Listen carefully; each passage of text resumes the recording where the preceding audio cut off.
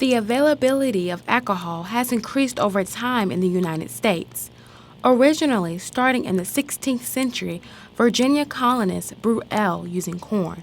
Over 500 years later, beer has evolved into a $14.3 billion industry. South Carolina was one of the last to adopt the Free Pour Act.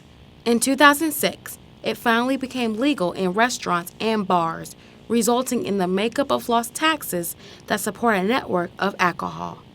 Price for buying, as far as the proprietor, it's a little bit better.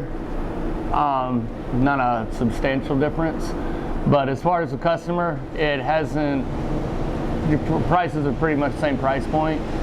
Maybe they dropped a little bit, but with that being said, also with the mini bottle, you got 1.73 ounces, whereas most places in the state of South Carolina pour 1.5 ounces. If you go to any other state and you order a liquor drink or whatever, they usually pour 1 ounce. Local wine expert and wine bar owner Tony Forrest explains changes in the alcohol industry. There's been a lot of changes over 35 years.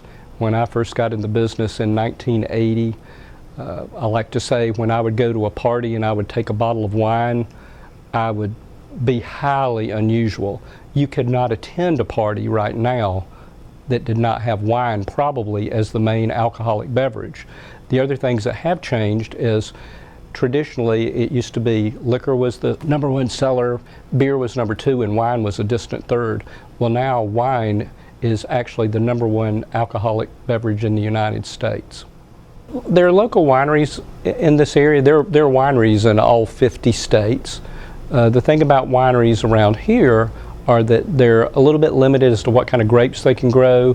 A lot of the wines you see from our area are going to be grapes that are indigenous to the United States because they're going to be more appropriate for our climate. Those are things like Muscadine, Cheval Blanc, Chambourcine. Those are things that most people aren't familiar with. Everybody's familiar with Pinot Noir and Cabernet and Merlot, and you can grow those grapes here, but they don't necessarily do as well as they would do in other climates. Eugenia Mott, owner of her own family distillery, she wanted a product that would interest her whole family. We were trying to come up with, real name products like a whiskey and a brandy, and we have 2 different rums, and we're just coming out with our gin, and we are going to do a moonshine. Mott Distillery is one local business, but capitalizing on the small batch spirit trend. Swamp Fox Brewery is a popular pub and brew located in Travelers Rest. We've lived in Greenville now for 20 years, and finally got the money and the capital to put together this place, so the Swamp Rabbit Brewery and Taproom. So we're glad to be here, and we're doing good, and we're liking it.